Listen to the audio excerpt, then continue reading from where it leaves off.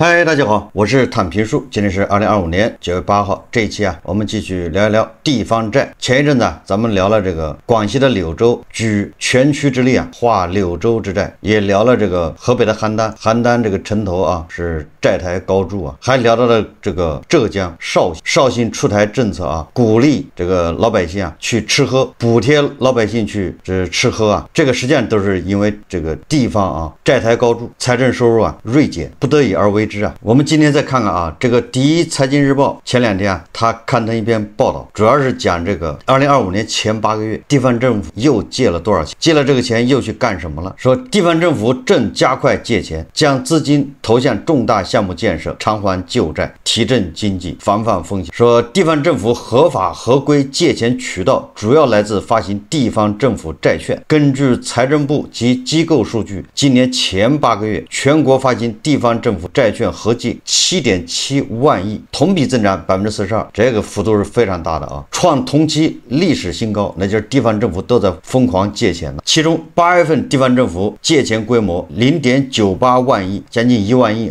低于前2个月，但也逼近1万亿，整体上保持较快发行节奏。从数据可以看出，地方政府借钱规模不小。根据财政部数据，今年前7个月地方政府本级财政收入，一般指的是这个地方一般公共预算本级收入和地方政府性基金预算本级收入之和，这个不包括中央对地方的转移支付，也不包括地方借的钱，就是他自己的收入。那一共是多少呢？前7个月一共是9.8万亿，就是收入9.8万亿，而前7个月地方政府借钱6.7万亿，就是你借的钱快赶上他的收入了。这就好比你一个月工资1万，然后你这个月你还要借9000，就这意思，说明你的开支太大呀。借的钱占收入比重近70%。今年前8个月地方政府借的7.7万亿究竟花在哪里？也是你一个月借8000，工资1万，那你这8000干啥去了？花在什么地方？为什么要借这么多钱？那政府也一样政府借的这个7.7万亿干什么去了呢？偿还旧债是第一大支出头项。根据财政部及机构数据，今年前8个月地方政府发行的约7.7万亿地方政府债券中，再融资债券约3.8万亿，同比增长64%，发行新增债券3.9万亿，同比增长26%。不仅借新债还旧债，确实他也还借了很多新债。目前地方政府再融资债券有2大用途，即偿还此前到期政府债券本金，以及置换存量隐性债务，核心是借新还旧，拉长地方债偿债期限，降低利息负担，缓解地方当期偿债压力，从而让地方腾出资金融入保民生、促发展，挖东墙补西墙今年地方政府已经发行的再融资债券中，有近2万亿用于置换存量隐性债务，这是当前中央化解地方政府隐性债务风险的关键一招，成效明显。以前这2万亿是藏在这个水面下的，账本上不体现，现在把它都挖出来，把它合法化，用这个低利息的长期的这种债券替换这个短期的高息的这种隐性债务。这个是借新债去划那个原来的这个隐性债务，这是一部分。那么毕竟还有一部分是新增的，又新增那新增的钱花哪儿去了呢？新增债券一般是用于重大公益性项目建设，以稳投资、补短板、稳经济。不过说在一揽子划债政策之下，部分新增专项债也用于置换存量隐性债务或偿还拖欠企业账款等，被市场称之为特殊新增专项债。根据公开数据今年前8个月地方发行的3.8万亿新增债券中，专项债发行规模约3.3万亿元，同比增长27%，占全年拟发行新增专项债总额75%。新增专项债资金用途中，用于置换隐性债务、拖欠企业账款等特殊新增专项债约0.97万亿元，剩余的2.3万亿新增专项债主要用于重大项目建设。今年特殊新增专项债发行规模超过此前市场预期。此前财政部明确，今年发行8000亿元新增专项债，用于置换存量隐性债务，而目前实际发债规模近1万亿。实际上最大的难题在于这个存量隐性债务到底有多少，谁也不知道，只是冰山一角，对吧？你发1个亿，你就能换1个亿；发10个亿就能换10个亿也就是说这个存量隐性债务要多少有多少，反正在水面以下。财通证券首席经济学家孙彬彬认为，市场认定特殊新增专项债主要依靠未披露的一案两书。一案两书什么意思呢？专项债进行统计，用于清偿企业拖欠账款的新增专项债不涉及项目建设，可能同样没有一案两书，导致特殊新增专项债统计数据超出8000余亿元的情况。特殊新增专项债这就是个未知数啊！根据公开信息，目前已经有湖南、云南、内蒙古、青海、河南、陕西公告清欠拖欠款的新增专项债合计超过1000亿元，预计今年用于解决拖欠企业账款的新增专项债额度在2000亿元左右。从前8个月地方借钱实际资金用途看，用于偿还旧债的资金约4.77万亿，占借钱总额比重62%，也就是2/3的钱是用于还旧债，其余的近3万亿则主要用于重大项目建设。也就是你看上去今年前8个月借债7.7万亿，但是这个2/3是用来还旧债的，还旧债就不会产生任何收益啊，只会有利息，也不会拉动什么任何就业，带动就业，也不会产生什么 GDP， 纯粹就是挖东墙劈墙。2/3的钱用来干这个了，那剩下的将近3万亿才用来制造 GDP 啊，拉动就业，保民生。根据企业预警通数据，今年前8个月用于项目建设的近2.3万亿新增专项债资金中，约28%投向市政和产业园基础设施。那这28%基本上业务是没产业啊，而且没有收益啊。你市政有什么收益呢？把路刨开了，再给它合上再刨开。产业园现在产业园都是零租金招商，还产业园基础设施，你说这本身产业园就租不出去啊。约18%投向交通基础设施，约14%投向土地储备。土地储备那不是更歇菜吗？土地也卖不掉。土地储备就是一级开发，就是把土地从那个农民手上或者是工业用地给它收过来，这个纯粹就是消耗利息。约12%投向保障性安居工程，约11%投向教育、医疗等社会事业。也就是说啊，这2.3万亿这个新增的专项债是没有什么收益的。那你说这个钱不是越借越多吗？这钱没有收益，你利息要还，所以这个债是越滚越多啊，越化越多。与前些年相比，今年专项债投向管理采取了负面清单模式，这使得可投领域大幅拓宽。体现在数据上就是今年允许投向投属土地储备，且前8个月用于土地储备的新增专项债资金约3240亿元。这个所谓的土地储备啊，这个专项债实际上就是那些不着调的专家呀，建议政府拿钱去发债吗？拿钱去收开发商手上的这个没有开发的土地，就是把开发商手上的土地再买回来。这你说这有什么这个价值？借钱，这笔资金主要是当地政府回收存量闲置土地，以调节土地市场的供需关系。所以说有很多人说啊，这最好的就是让专家不要再建议了，专家就不要提建议，最好的减少闲置土地啊，增强土地供给的调控能力，同时有利于缓解地方政府和房地产企业流动性和债务压力，支持房地产市场稳定。问题是现在房地产也没稳定啊，你债也发了，钱也花了，房地产还是在加速呢崩盘之中啊。目前地方债风险总体安全可控。财政部数据显示，截至2025年7月末，全国地方政府债务余额52.76万亿元，控制在限额就是57.99万亿元之内，就是不超过58万亿啊。现在啊，统计的是截止到7月末，咱们的政府债不到53万亿啊，离那个58万亿还差5万亿。我刚才说了啊，你这个是浮在水面上的，对吧？水底下的那些隐性债务，谁知道有多少？简单点说啊，这第一财经它这个报道啊，实际上就告诉我们啊，前8个月一共是借了7.7万亿，其中对吧4点几万亿是用来还旧债，3万亿又形成了新的债务，而且这个新的债务没有什么收益啊，还旧债的那更没有收益。你说你花几千亿啊收开发商的土地，那能带动就业吗？关于这个地方债啊，这个第一财经它还有一个报道，对吧？为什么这个地方债越花越多呢？说一些地方违规发福利，突击花钱。说在地方财政收支矛盾加大背景之下，地方政府纷纷过紧日子，降低运行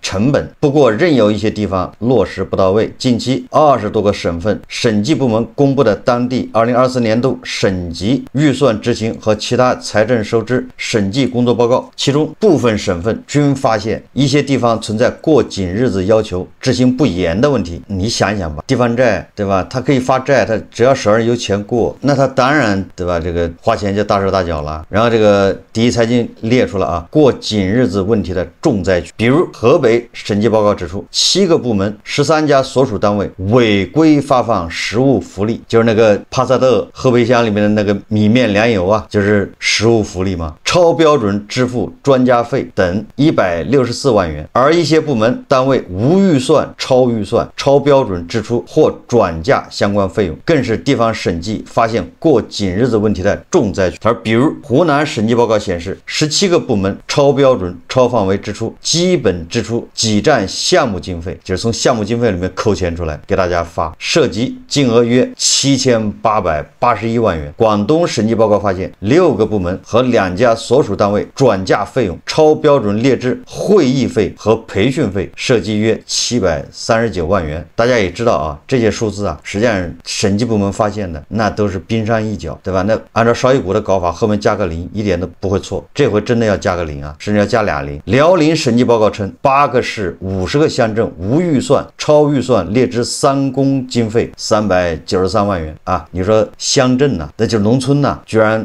也能搞3公经费400万。内蒙古审计报告指，6个部门存在3公经费预算编制不精准、超预算、超范围支出、公务用车管理不规范等问题，涉及284万元。6个部门培训和会议管理不严格，存在超范围列支、转嫁会议费等问题，涉及约139万元。说长期研究政府预算的上海财经大学教授邓树莲告诉第一财经，上述问题每年都会发生。哎，这我们都知道啊，不发生才怪了呢。究其原因，说一方面是有些问题责任不在于部门和单位，而是现行预算管理制度和程序造成；另一方面，有些问题是部门和单位违反规定所付的成本极低造成。这些单位和领导人他们就认为啊，这个叫法不责众，只要我个人没有贪，我不是为我个人谋福利，为部门为小集体谋福利，这光荣，对吧？我个人清白。哎，很多这个政府的这个领导都这样的，我也没搞到我个人口袋，对吧？大家都有，我给大家谋福利，所以这就是到时候查出来犯了错误，那也是罚酒3杯啊，顶多给你挪个地方。所以一些违规行为即使被发现，部门和单位也不会受到严重处罚，更不会处罚个人。这就导致为什么啊这些违规，对吧？花钱屡禁不止，主要原因。然后说突击花钱现象再现，审计发现一些地方过紧日子，另一大问题是突击花钱现象再现。这很多啊，跟这个事业单位、跟这个政府机关打过交道的人都知道，什么叫突击花钱呢？就是每年的最后一个季度啊，最后一个月，或者是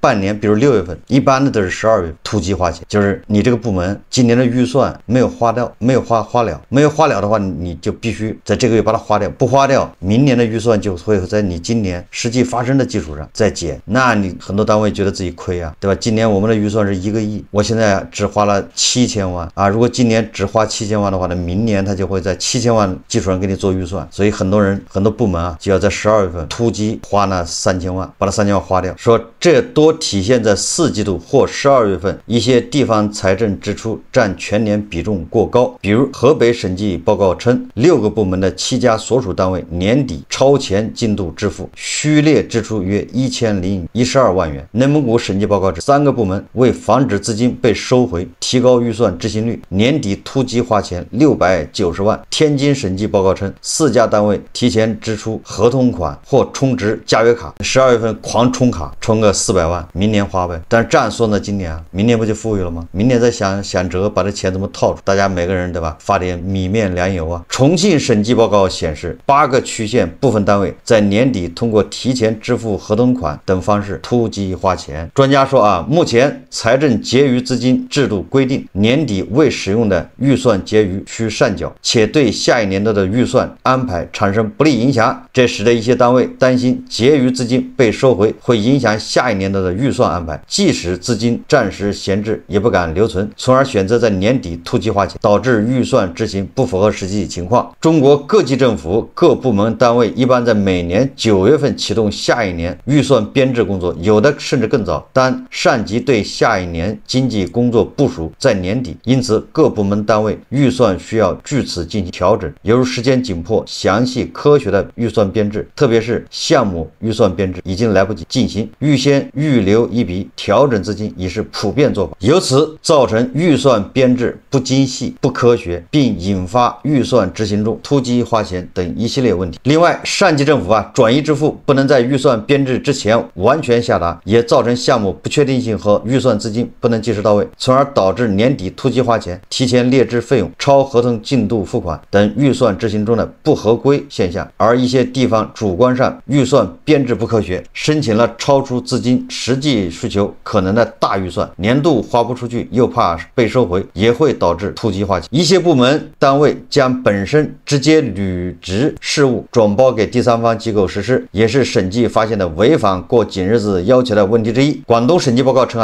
2个部门和2家所属单位违规将本单位直接履职类事项外包给其他单位实施，涉及约6482万元。内蒙古6个部门将属于自身职能的9项工作委托第三方机构实施，支付购买服务费用1488万元。你说这本来该他们自己干的活他不干，然后他还在外包给别人干，几千万的万出，你说这个预算怎么花不掉？你这大头有多少钱也能被他挥霍掉他再借债。这个审计你想一想吧，都是自己人审自己人，你说一点问题没查到吧，不太好交代。那显得审计部门这就没必要存在，大家都懂所以审计部门他也多少得找点问题出来，但是找着问题也不能对吧，伤了和气，也不能来真的，所以他就假模假式的这地方给你挑点，那地方给你挑一点。你说严重吧，似乎也不太严重；你说不严重吧，你看我也查到问题，这就是审计都是人情世故如果真查，怎么可能是100万什么1000万呢？真要去查，对吧？那就不存在什么倒查30年。审计不是年年做报告吗？年年审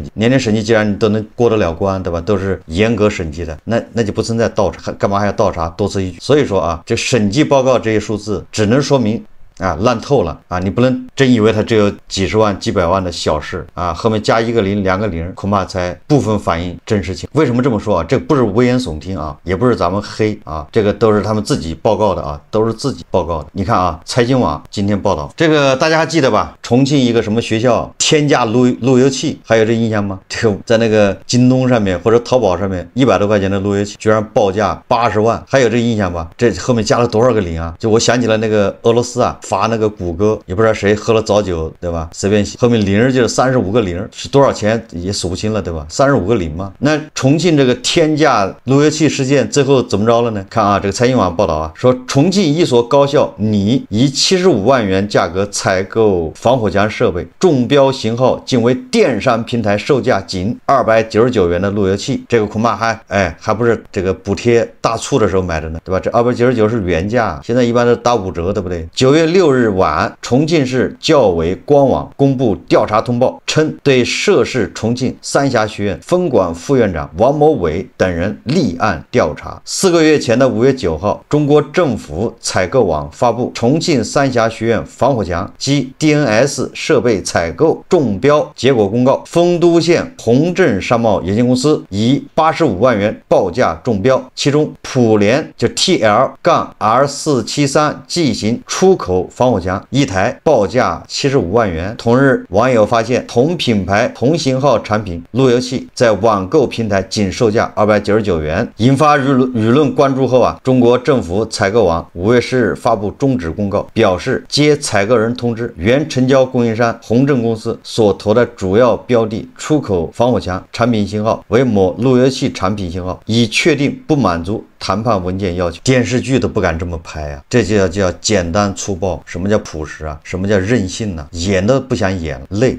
这个通报称说联合调查组责令重庆三峡学院党委做出深刻检查，对分管副院长王某伟立案调查。重庆三峡学院官网显示，学院现任党委常委、副院长王良伟负责信息化建设等工作，分管实验实训中心。联合调查组对该校实验实训中心主任卢某亮、副主任胡某、网络信息科工作人员胡某华立案审查，对重庆市市政府采购中心工作人员裘某立案调查，对重庆政采中心分管副主任童某诫勉，对评审专家魏某、潘某予以解聘，禁止参加政府采购评审活动。中标单位宏正公司违反政府采购法相关规定，对该公司处以采购金额10%的定额罚款。罚款人民币9000元，这不就是罚酒一杯吗？罚酒3杯吧，9000块，几瓶茅台的事啊，列入不良行为记录名单。那人家再换个壳，对吧？这公司废了，再换个壳就完了嘛，一点都不影响啊。3年内禁止参加政府采购活动，他只要有钱赚他就参加，凭啥不能参加？换个马甲。《红楼梦》里面啊，那个贾政呢，刚升官当那个工部员外郎，负责修皇陵呢，修皇陵这是国家重大工程，也要搞招投标。那贾云听说了啊，贾云在大观园里面搞了一个绿化工程啊，占了便宜，尝到甜头了。一听说这个国家修皇陵，他立马在外面传一个公司啊，有资质，找了几个朋友啊，就像这个宏正公司一样，然后人家就去中标去了。问题是《红楼梦》啊，对吧？那是封建社会啊，就这个贾云想走王熙凤的路子，托关系，王熙凤都给他阻止了。他说这是国家事情，咱们不能下来，对吧？这不是贾家的事情，我给你帮忙，这是国家的事情，公事。也就是说，这个300年前那个曹雪芹都知道，你看看300年，咱们不仅没有进步，还在倒退。关键是他这个惩罚就是罚酒3杯啊。他这个最后通报称啊，说这个宏正公司啊没有专业知识却中标，然后宏正公司又没有社保缴纳记录、纳税记录等，就是一个壳嘛。就好比那个贾云呢，跟他朋友突击成立了一个白手套，准备去揽活的啊。300块钱的路由器一倒手变成75万，后面加了多少个零？3个零，完了之后还乘以2，这少一股看了也对吧？自愧不如啊，甘拜下风。还是你们会玩，大家就知道了这个债为什么越画越多啊。就有的时候我在想啊，美的啊，他那个政府债对吧？现在是38万亿美金，关键人家那个那么多眼睛盯着对吧？有各种各样的监督，还有马斯克跑去闹一出，也就是人家相对来说公开，就这么盯着他那个美国的这个国债是吧？也是快速的增加。那我们反过来看看啊，那你说如果你没有监督，你又不公开又不透明，然后你那个债是乱花，那你想想，那这个地方债你能控制得住？这细思恐极啊，你根本就不敢想，对吧？过去严控不让他发债，他还能搞出那么多隐性债务。现在你允许他发，你想想，允许他发，他一定是债1分都不会少发的，尽可能多发。完了之后，他隐性债务照样会增加，不会少，那都要花钱，对吧？那么多婆罗门，他从哪儿弄钱？所以说这个地方债恐怕过几年啊，只会来个更大，叫地方债失控。好，这期节目咱们就聊到这里，感谢大家收看。如果喜欢我的节目，欢迎订阅、转发，也可以在下方留言评论，谢谢大家。